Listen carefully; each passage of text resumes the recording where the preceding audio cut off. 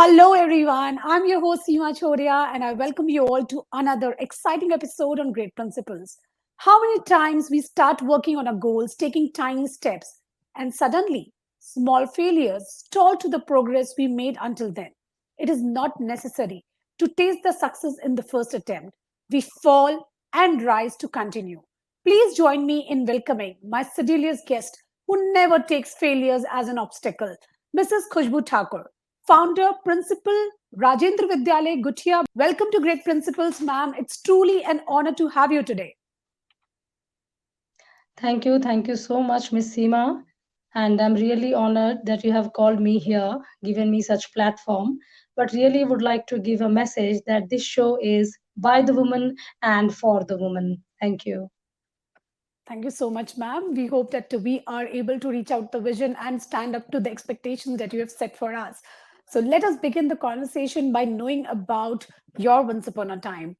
Once upon a time, and even till date, I believe your philosophy has been that teachers are the architects of all the various professions. So, what do you think? How are educators working towards a common goal of good citizens, better country?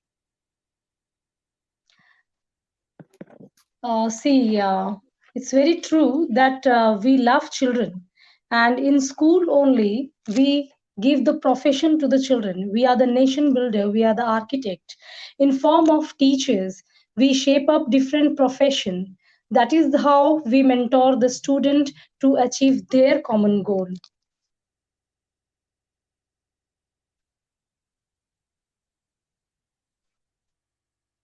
Absolutely, ma'am. So, what would be your message to all the teachers out there?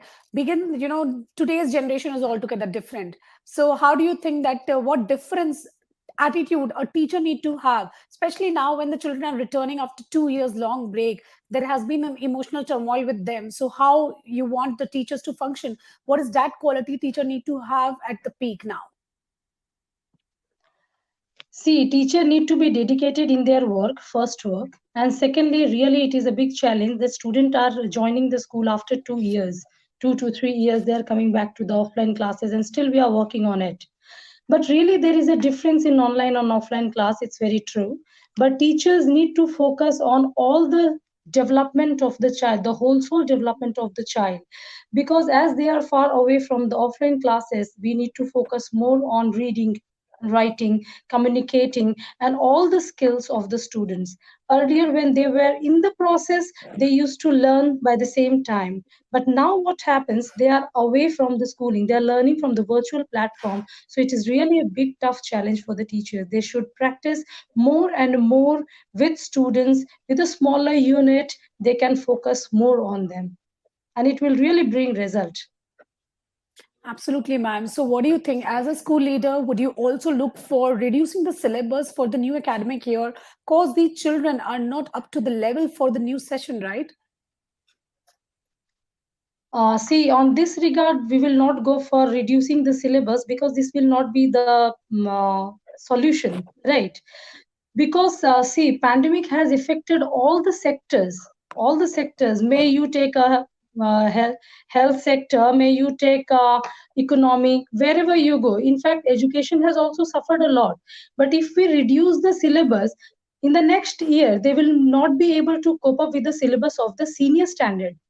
So it is better to work hard with them, motivate the parent also to monitor them at home, and let them motivate them to work hard along with us as a teaching profession, right? So they will be also working hard, we will be also working hard. Parallelly, we will achieve the goal.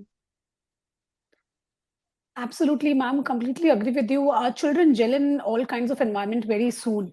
They are very best at it. We adults need to learn this with them, that from them, that They how are a very beautifully fast they learner. Yeah, true. they are very And fast learner. and that is what we all adults need to learn from them, adapt to any situation quickly. And I'm sure there is one more thing which all the teachers will need, that is patience, extra patience. Teachers have patience already, but now, since when children are returning back, there will be problems. Some may not understand the new level of concept, because 2 years their base has somewhere shackled. So hoping all the best for all the teachers out there, and I'm sure with leaders like you, they will fight all this odd too. So moving ahead to our next question, ma'am, though teaching is a noble profession, many times we hear about teachers not getting paid their dues And this really breaks my heart. Teachers to have families to sustain and need to be financially stable. Having said that, we know they are sculptors of tomorrow, and a content heart and mind is necessary both of the learner and the teacher. The pandemic that has struck twice badly for this noble profession. How is your thought on this? What is your thought as on the teachers for being, the salary, the big concern coming out there? See, yes, pandemic has really affected every sectors where we are working. But I must say it is having the brighter side also. It has made the student and teachers more techno savvy, made education more handy. Yeah, but it's true that financial trouble have constrained, created a constraint in all sectors. So did education.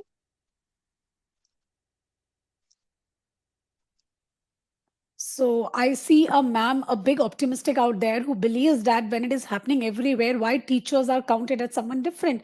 Yes, there are so many other profession where there has been salary cuts, then 50% payouts, and then just limited no bonuses and all for 2 years. So all these things have been there. So it's all about looking into the brighter side. And brighter side is, yes, the technology has creeped in the classrooms, and we are looking forward for a lot of new advancement now. So going ahead in our conversation, ma'am, as you mentioned in the starting of the show, that it is the women for the women and by the women. So, it's good to see women rise and shine and claim what is theirs rightfully. Women leaders in education deserve appreciation and recognition for their contributions as educators. So I would like to know from you that one award that establishes and acknowledges your good work in education. When I receive a Prajita Award by the Health Minister of Jharkhand, Mr. Banna Gupta, for exemplary contribution in the field of education, is my contribution towards education field. That time I become very happy. Certainly, ma'am. These awards motivates us and, always let us know that, all right, now you have set a benchmark. Now you have to do a little more. So with awards, there comes more responsibility that I have to live up to it and have to prove to be more. So this is the thought behind it. So going ahead to the next question, ma'am. When you win, you earn good will and bad will people around you. Speaking from experience, some love what you do while some do not. This could be disheartening at times. So, name one educationist you look upon for your inspiration, advice, and support. See, overall inspiration, if you will talk about, then I'll definitely take the name of the legend of India, none other than Mr. Ratan Tata. I follow his advice, his motivational things. I watch, I keep pump up myself, right? But when matter comes to the education, I really seek advice from my ex-principal of Cambridge. Actually, I'm a student of Cambridge. So he is the one who motivates me, who guides me, and who inspires me. Other than him, there are two other personality, Dr. S.K. Singh and Mr. Vivekanand. They are my two immediate boss who really teaches me how to drill down the things and how to set an objective and how to reach to those objectives. Wonderful, ma'am. It's so great to have such great mentors around you. You know that, all right, if anything goes wrong, Absolutely. also they are there to pull me out and make everything back on Yes, the right yes. track. So, to all my dear Woman life students, is totally different. We must say, women life is totally different. On real, it is totally different.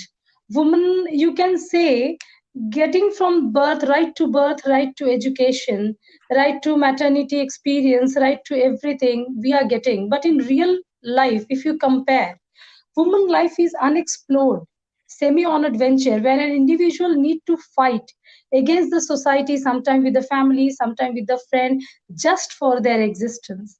So we are no one exceptional, right? true, ma'am. And I think there is one more thing. I may sound a little cliche here, but I think women now is a time that we should not stay behind the bar of being a woman. In fact, fight for your rights. I believe in this. When you're not getting, be it be like you mentioned, na, be it be family or anyone, stand for Yes, it and yes, move for it, because why your life should be dependent on others? Why the bread earner yes, should only be very the true. male of the family, right? So Right, this is the right. thought here. So to all my women out there, ensure that you educate yourself well, and remember, you are the one who is capable of everything. No one else has this power. God has gifted you the power of creation. Remember that always. So, going ahead on this Yeah. wonderful note, we have reached to a very, very interesting segment of the show, which is called Rapid Fire Round. In this round, we will know about, ma'am, some more things, some more facts. So, ma'am, you have to answer in one word or statement would do. All right. So, are you ready That's for this fine. interesting round? You are ready for this Yeah. interesting round? All right. Yes, So, yes. here we begin with our very first question. You spend your recreational time indulging in activities like? Studying child psychology. Wonderful. Coming to the next question, tell us about a funny or a weird incident in your life.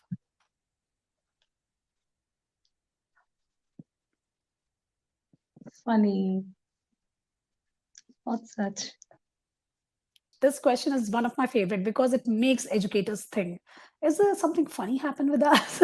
Because for we always have the as perception that the leaders' life, especially principals, their life is like all discipline, routine, responsibilities. There has to be a fun element, right?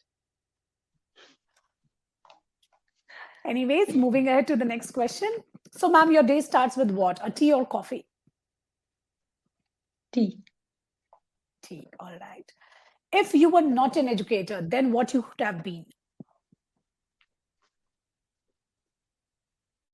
Then I would have chosen serving my nation by joining army or anything like that. Oh, that's such a noble and beautiful thought. Moving to the last question in this segment. Apart from academic activities, is there any other activity that you pursue diligently? See, apart from this, I teach in Salboni Ashram, many ashram where the orphan used to stay, free of cost. On Saturday, I spend my time with them. I teach them personally with my team maths, English, and science to those orphan students. Wow, a beautiful soul is here with us who always believing serving to the society in whatever manner she can. It was really great to know you in this segment. Ma'am, here you mentioned that you read a lot about a child psychology. So, what is that advice you would like to give to our parents who at times become very angry and shout or yell at our children? Each child, all even you can say identical twins are not same in the thought process. Similarly, some child are silent, some are very talkative, and some are angry. When you think about angry child and when you shout on them, they treat you as an icon, they treat you as a model. So when you find these dealing with this type of children, you can engage them in some productive work. Then you will see when you will deviate their energy in the right direction, you will see the child is really handled well and they will excel also. In the class also, classroom situation also, you see few students understand very easy for the teacher to teach 30% of the student. Those who are sitting in the first bencher, they understand, they grasp the thing very easily. Similarly, in the backbenchers, there are few who disturbs.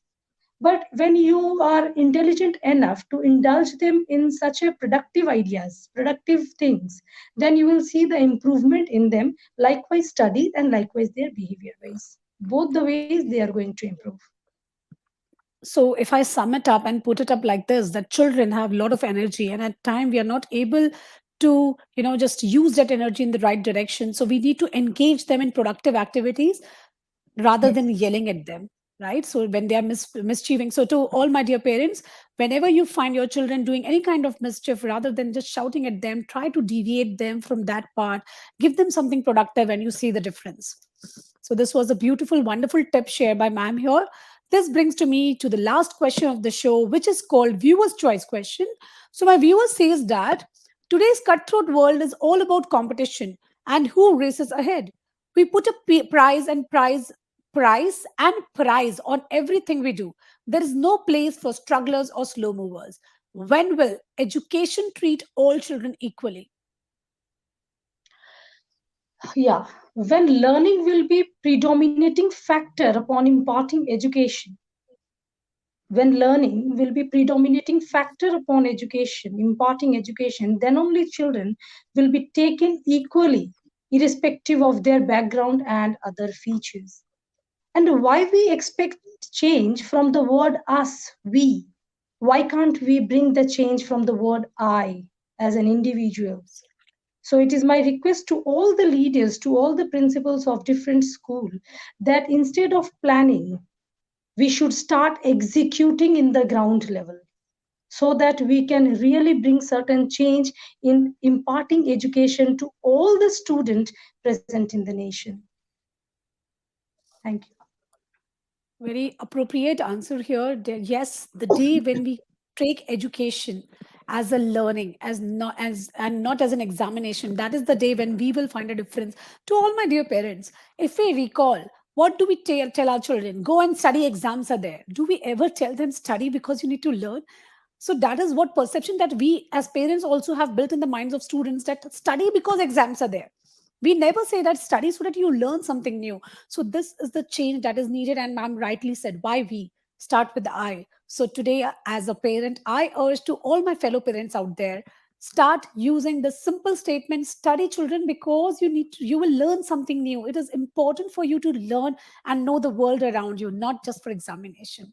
So today we got some beautiful insights from ma'am on how to be a good parent, what is about the child psychology says, what schools have to do, what educators have to do. It was completely an insightful discussion, ma'am. So the greatness of humanity is not about being human, but in being humane. This was said by Mahatma Gandhi. And today, Khushbu ma'am, I thank you for your views on being a moral compass unto ourselves and giving us a nudge and a wake up call to usher in the better future. On behalf of my viewers, I thank you for talking to us today and giving us a chance to showcase your journey, vision, and ideologies. Thank you so much. Thank you so very much, Miss Eva. Thank you.